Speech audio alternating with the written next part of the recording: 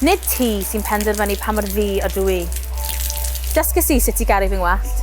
Nid oedd hi'n broses cyflym na un heb ddagre, ond un sy'n parhau i ddenu sylw dwi'n methu osgoi.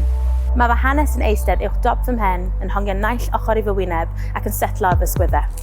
A dwi'n sefyll yna yn ddi-air wrth i rhywun tynnu un o fy curls o holl ffordd lawr fy nghefn ac yn gofyn, pam na fi chi'n sychu hi?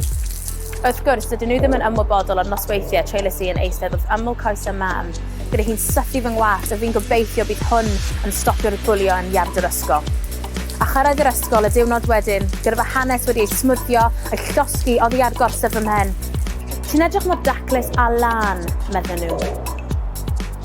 Nid ti sy'n penderfynu pa mor ddu ydw i. O le ti'n dod yn reiddiol, medden nhw. Cwestiwn sy'n achosi bach o bembleth i'r ymholwr ac i mi. Y cwestiwn sy'n wir ar ei gwefusau yw, pam wyt ti'n ddu? Dyna pryd dwi'n sylweddoli bod nhw'n anghyfforddus. Dydw i ddim yn ffito mewn i'w emfys cysgodol o liwiau lleol. A mae pobl yn leisiol am y ffaith bod yna ateb cywir i'r cwestiwn yma. Ateb nad ydw i'n barod i gyd yn ffurfio gyda. Dydy Lloegr ddim yn digon specific, a dydy Cymru ddim yn cynnig yr amrywiaeth exotig sy'n ddisgwyliedig. Felly dwi'n gadw nhw mewn dryswch dros hanes Gwyddelig fy nheulu. Nid ti sy'n penderfynu pa mor ddu ydw i. Nid yw iard yr ysgol yn gwahodd atgofion cynnes.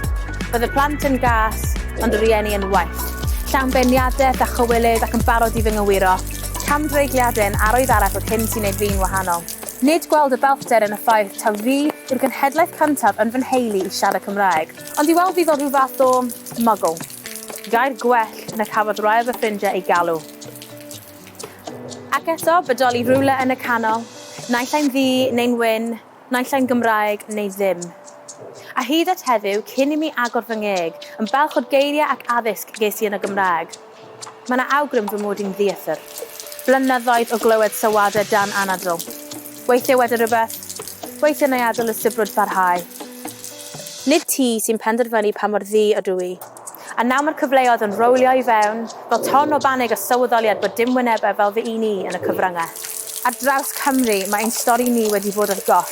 A nawr mae'n cyfle ni yw hi i ddathlu ein hanes, i ddathlu ein ieithoedd ac i ddathlu ein gwahaniaethau.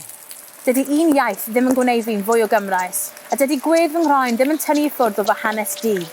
Dwi'n dathlu pob rhan ohonau, ac yn gyfforddus gyda chymlethdod o'r holl elfennau sydd wedi fy nghreu i. Nid ti sy'n penderfynu pa mor Gymraeg ydw i, a nid ti sy'n penderfynu pa mor ddu ydw i.